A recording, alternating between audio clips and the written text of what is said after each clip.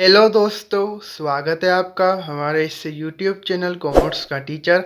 आज हम करेंगे क्लास 11th अकाउंट का चैप्टर 18 का पार्ट 15। पार्ट 1 to 14 हमने कर लिए हैं, लिंक इन डिस्क्रिप्शन।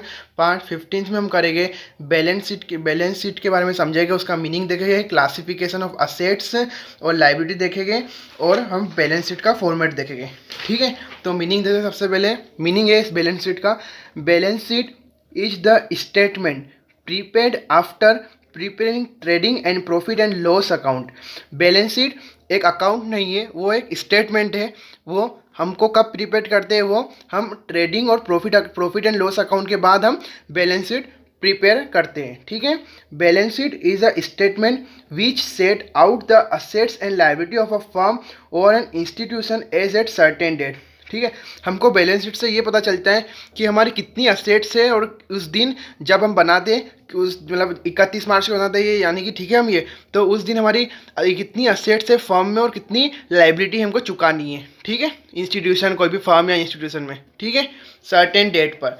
अब देखते हैं हम बैलेंस शीट का फॉर्मेट बहुत सिंपल ही है। ऐसे लिखते हैं पहले जैसे हमारा पार्टिकुलर अमाउंट करके बनता था, इसमें ऐसा नहीं, इसमें इधर से जाती लाइबिलिटी, इधर से असेट्स, इधर अमाउंट। ठीक है, ऐसा लिखते हैं। ऊपर balance sheet of as at, जो भी तारीख को बनाते हैं वो तारीख लिख देते हैं। ठीक है, ना डेबिट लिखा था ना क्रेडिट, और असेट कोई भी किसी की आइटम का टू नहीं लिखा था, यहाँ पे बाय भी नहीं लिखा था। ठीक है, जैसा है वैसा लिखा जाता है। ठीक है, इधर क्या होता है, मेरी असेट साइड में क्या क्या लिखाती है।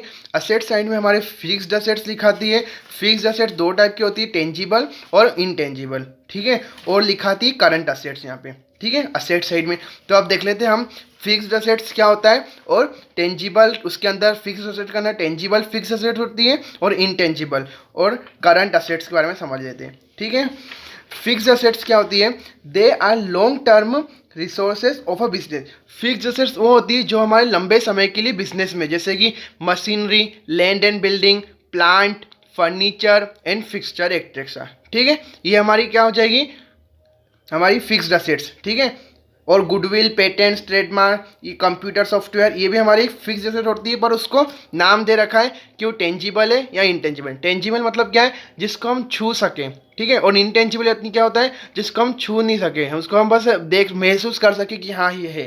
कैसे, जैसे देखते हैं लैंड एंड बिल्डिंग, हम इसको छू सकते, मतलब इसको पता कर सकते लैंड एंड बिल्डिंग है। प्लांट है, मशीनरी, उसको छू सकते हैं। फर्नीचर, फिक्सचर एक्सेट्रा, ये सारी हमारी टेंजिबल असेट्स होती है। फिक्स्ड असेट्स मतलब टेंजिबल फिक्स्ड असेट, तो ये आती है असेट्स में। और इनटेंजिबल में क्या होता है, फिक्स्ड असेट्स में गुडविल, हमारी फर्म की कितनी गुडविल है। पेटेंट्स मतलब कोई है हमारा ट्रेडमार्क जैसा कोई मार्क होता है, उसको बोलते हैं। और कंप्यूटर का सॉफ्टवेयर एक्सेट्रा।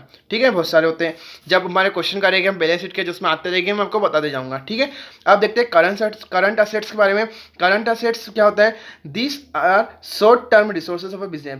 करंट असेट्स वो होते हैं जो हमारे बिजनेस में कुछ समय के लिए, शॉर्ट टर्म के लिए। ठीक है, जैसे कि अनसोल्ड गुड्स। ठीक है, जो भी अनसोल्ड गुड्स है, डेप्टर्स है, हमारे को चुका देंगे वो छोटे जितने टाइम का मैंने बोल रखा 3 महीने का। Bill receivable, bank balance, cash in hand etcetera. ठीक है, ये हमारे करंट असेट्स के अंदर आते हैं। ठीक है, अब हमने असेट्स के बारे असेट्स का तो देख लिया। इधर असेट्स में क्या होता है, और एक और चीज़ है असेट्स में होती है इन्वेस्टमेंट। इन्वेस्टमेंट क्या होती है, हमारी एक फिक्सड असेट्स होती है, उसमें अभी इसमें बता नहीं रखा है, पर इन्वेस्टमेंट हमारा कहाँ पे आता है, हमेशा असेट्स में आता है। ठीक है, एक इन्वेस्टमेंट है वो अलग है, असेट्स में आता है। ठीक है, ऐसा याद रखना आपको। ठीक है, अब है हमारी लाइबिलिटी साइड में। लाइबिलिटी साइड में क्या आती है, हमारी लाइबिलिटी साइड में आती है हमारी नॉन करंट लाइबिलिटी और करंट लाइबिलिटी। ठीक है, नॉन करंट लाइबिलिटी क्या होती है, जो लॉन्ग टर्म लोन लेते हैं, लॉन्ग टर्म लोन, बोरोविंग और डिबेंचर एक्सेट्रा, जो लंबे समय के लिए लोन लिए, नॉन करंट लाइबिलिटी उसको बोलते हैं। ठीक है, और करंट लाइबिलिटी क्या होती है, जो हम जल्दी कुछ समय में चुका देंगे, जैसे कि trade creditors, bill payable, outstanding expenses, bank overdraft etcetera. ठीक है, ये होती है करंट लाइबिलिटी। तो वो हमारे कहाँ पे आती है, लाइबिलिटी पोर्शन में आती है।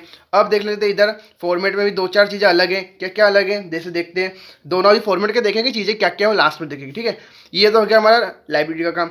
अब जैसे हम चैप्टर 5 में बनाते थे अकाउंटिंग इक्वेशन में, assets is equal to liability plus capital, तो उससे हमारे असेट्स निकल जाती थी। ठीक है, ठीक है, वो ऐसा फॉर्मूला होता था, assets is equal to liability plus capital. इधर लाइबिलिटी नहीं आती, इधर कैपिटल भी आती है मानी।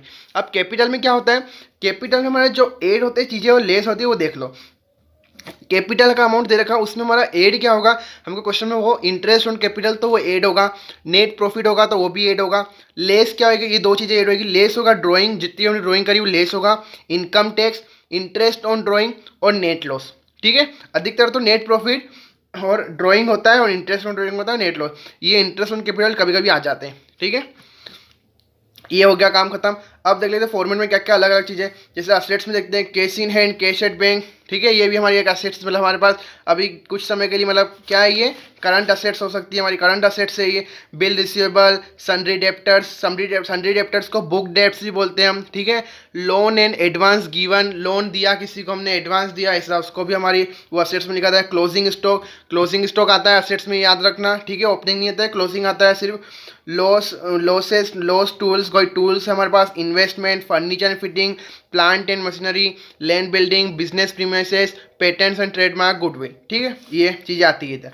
अब ये देख लेते हैं सन्ड्री क्रेडिटर्स आता है लाइबिलिटी साइड में, bill payable, bank overdraft. Bank overdraft में क्या होता है कि हमने बैंक से ज़्यादा पैसे निकाल दिए तो हमारी लाइबिलिटी होगी, हमको बैंक में चुकाने हैं वो। ठीक है, एम्प्लॉयमेंट प्रोवाइडेंट फंड, यानी कि कोई एम्प्लॉयज़ का हमने कोई फंड कर रखा, वो भी हमारी एक लाइबिलिटी हुई, क्योंकि ये एम्प्लॉय का होता है, ये एम्प्लॉय को देना पड़ता है। लोन एंड एडवांस टेकन, हमने लोन ले रखा किसी से, एडवांस लिया है, इसको बोलते हैं हम लाइबिलिटी।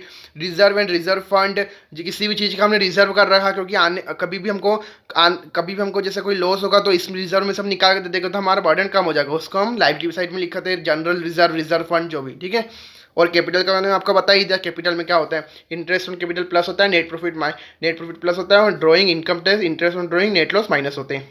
ठीक है, और कुछ नहीं था, बस इस वीडियो में इतना ही था। देख लिया हमने जो जो भी देखना था, क्लासिफिकेशन ऑफ असेट्स और लाइबिलिटी का देख लिया, और बैलेंस शीट का फॉर्मेट और मीनिंग देख लिया। ठीक है, इसके नेक्स्ट पार्ट में हम बैलेंस शीट के क्वेश्चन करेंगे, दो तीन क्वेश्चन है वो करेंगे, फिर उसके बाद हमारा फाइनल अकाउंट स्टार्ट हो जाएगा। ठीक है, और आप इसका स्क्रीनशॉट ले लेना, मैं भी रख दूंगा पूरे क्वेश्चन का और सॉल्यूशन का।